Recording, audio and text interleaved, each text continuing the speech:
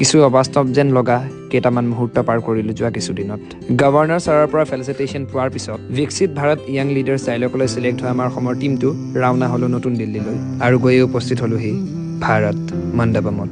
প্ৰথমতে quiz round, তাৰপিছত এছে ৰাউণ্ড, তাৰপিছত নেশ্যনেল চিলেকশ্যনৰ কাৰণে প্ৰেজেণ্টেশ্যন আৰু ইণ্টাৰভিউ ৰাউণ্ড ক্লিয়াৰ কৰি উঠি নতুন দিল্লীৰ ভাৰত মণ্ডপমত এয়া মই আৰু মোৰ সতীৰ্থ ৰাখিবা আৰু পাৰ্চা, আৰু আমাৰ টপিকটো আছিলে এম্পাৱাৰিং ওমেন এণ্ড ইম্প্ৰুভিং ছ'চিয়েল ইণ্ডিকেটৰ্ছ।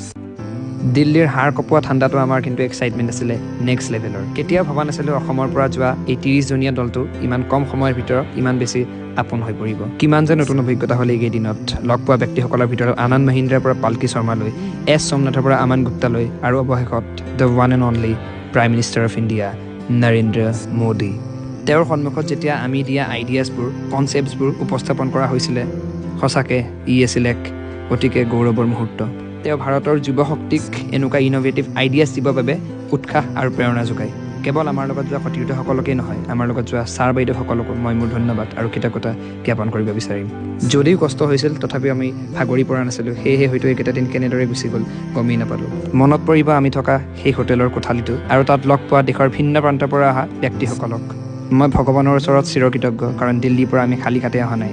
আমি লৈ আহিছোঁ নতুন অভিজ্ঞতা আৰু চিৰকালৰ বাবে ৰৈ যোৱা সেই মধুৰ স্মৃতিবোৰ।